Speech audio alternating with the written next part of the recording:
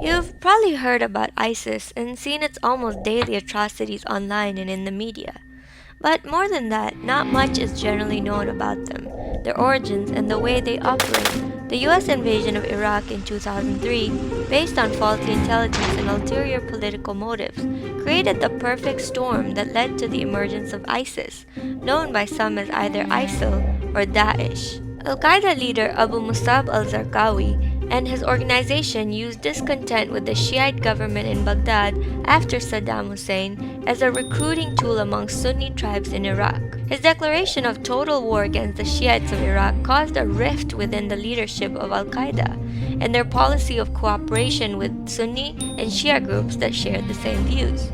After Zarqawi's death in 2006, the new leader, Abu Ayyad al-Masri, called his organization the Islamic State in Iraq. In 2010, Abu Bakr al-Baghdadi was appointed leader of ISI after its previous leaders had been killed. In April of 2013, it took on its current name of the Islamic State in Iraq and Syria, ISIS, after it formally expanded into Syria. On June 29, 2014, al-Baghdadi announced the creation of the Islamic Caliphate, calling himself Caliph Ibrahim. They set up their so-called capital in the Syrian town of Raqqa. The jihadis of ISIS came from a variety of backgrounds. A large segment were homegrown Sunnis who were either motivated by religious extremism or by nationalistic motives. The jihadis included former members of Saddam's government, the Baathists, Arab nationalists, and members of Iraqi Sunni tribes. Initially, a majority of ISIS fighters were Iraqi, but as the conflicts pressed on, large numbers of Islamic radicals came from all over the Sunni world, including Egypt, Saudi Arabia, and Sudan. The influx of Islamist fighters threatened to destroy the tribal system. These and numerous acts of violence perpetrated by the jihadis set the stage for a tribal resistance that would fight back and come to be known as the Sunni Awakening, or Sahwa in Arabic. This awakening, coupled with the US troop presence in Sunni heartland of Iraq, was a major setback for ISIS. They had lost most of the territory they had occupied and had lost the support of most Iraqi Sunnis.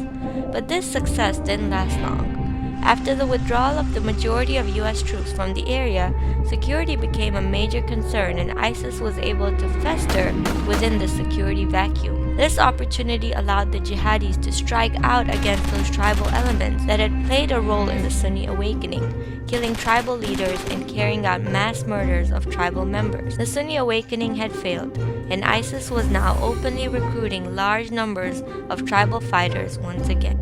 In March of 2011, the Syrian civil war started, first as a series of anti-government protests which later turned into a full-out armed insurgency against the government of Bashar al-Assad.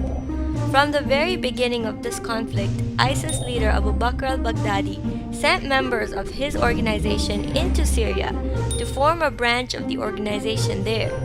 In January of 2012, an announcement was made. Jabhat al-Nusra li Ahli al-Sham, or commonly known as al-Nusra, had been formed.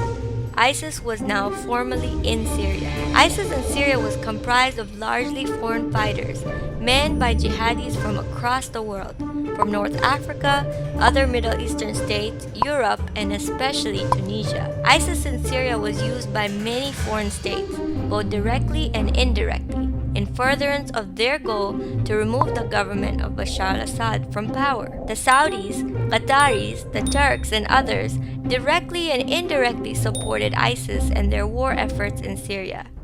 Recently, reports have also revealed that the US and the UK and other Western states have also played an active role in the founding and supporting of ISIS in both Iraq and in Syria. Leaked audio tapes of US Secretary of State John Kerry lay out the US government's plan to use ISIS against Assad in Syria. Despite opposition from Assad's government forces and an array of various ethnic and regional militias, ISIS made advances in Syria and was by far the most effective opposition Russian force in Syria. ISIS in Syria would at times work with other groups in the opposition and at times go to war with them in a fight over resources, territory, or ideology, carrying out mass murders along the way, and in one case killing 700 members of one tribe alone. By 2014, ISIS controlled vast swaths of the Syrian countryside, occupied villages and cities, and besieged others. It is against this backdrop that the Russian military intervened in Syria at the behest of Assad's government. This, along with help from militias such as Hezbollah, the Syrian government began taking ground from ISIS and other extremist groups in the opposition. Here, the US and other Western nations enacted a policy of support, arming and training certain local militia groups in their fight against ISIS, including Kurdish groups, to the fury of the Turkish government. With Russian and Hezbollah backing, the Assad regime was able to regain a large portion of the Syrian territory that ISIS had once controlled. From January of 2015 to October of 2016, ISIS had lost around 25% of the land it had previously taken, and as of January of 2017, ISIS had lost its hold on Syrian city Aleppo. ISIS now remains only in force in the countryside and its self-proclaimed capital of Raqqa. In Iraq, the government forces, along with the help of militias and the Western coalition, have besieged ISIS's stronghold in Mosul. So, how does ISIS actually recruit? As one of the most sophisticated social media propaganda machines, ISIS operates on social media platforms to lure recruits. ISIS and its supporters are active on Facebook as well as Twitter, using both of these platforms to spread its news, views, and to recruit. So much so that Twitter has had to shut down some 125,000 accounts linked to ISIS and its supporters. It indoctrinates children, using them to serve as child soldiers. They prey on converts who have little understanding about Islam all around the world, and particularly in the West. It uses advanced internet and technology tools such as online magazines like Dabik to lure readers through content written by people in those same vicinities to be more effective. In Europe, ISIS uses supporters on the ground to recruit fighters from the Muslim minorities in these countries, many of them coming from poor ghettos and oftentimes targeting criminals. ISIS as an organization can and will be defeated, but that doesn't mean its ideology and example will not continue to inspire other groups and fuel violence for decades to come.